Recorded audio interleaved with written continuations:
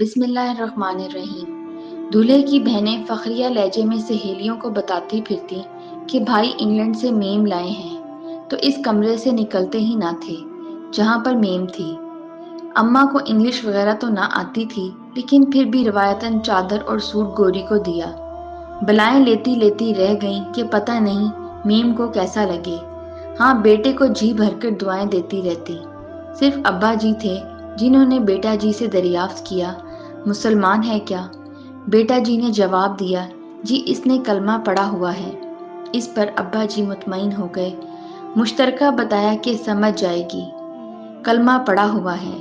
گرمیاں شروع ہوئیں، گوری نے پینٹ اتار کر نکر پہننی شروع کر دی۔ ابا جی نے تو کمرے سے باہر نکلنا ہی چھوڑ دیا اور بھائی رات کو دیر سے گھر آنے لگے۔ اماں ہر وقت گھر کی دیواروں کو تکتی رہتی کہ کہیں سے چھوٹی تو نہیں رہ گئیں۔ بیٹے سے شکوہ ہوا تو اس نے پھر بتایا، کلمہ پڑھا ہوا ہے۔ ایک شادی پر گوری نے بریکو کینبرے ڈانس کا ایسا شاندار نمونہ پیش کیا کہ بڑے بڑے دل تھام کر رہ گئے۔ دریافت کرنے پر پھر بتایا گیا کہ کلمہ پڑھا ہوا ہے۔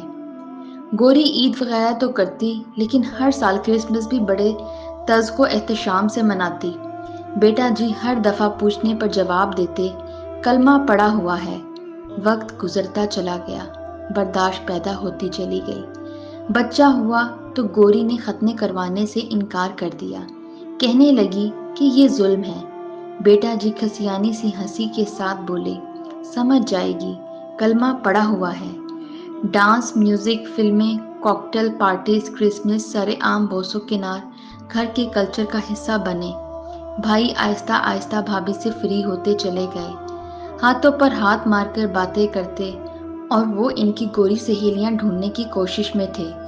بہنیں بھابھی کے کمرے میں جاتی اور جینز کی پینٹیں پہن کر شیشے کے آگے چیک کرتی۔ کلمہ تو انہوں نے بھی پڑھا ہوا تھا۔ بھابھی سے دل کی ہر بات کھول کر بیان کرتی۔ گوری کبھی کبھار نماز جمعہ پڑھ لیتی تھی، اس لیے ابا جی بھی کہنے لگے، کلمہ پڑھا ہوا ہے۔ دوست احباب جب بھی ملنے جاتے تو گوری خاوند کے پہلو سے چپک بیٹھتی۔ ایک دو بار تو جگہ تنگ ہونے کی صورت میں گود میں بھی بیٹھنے سے گریز نہ کیا۔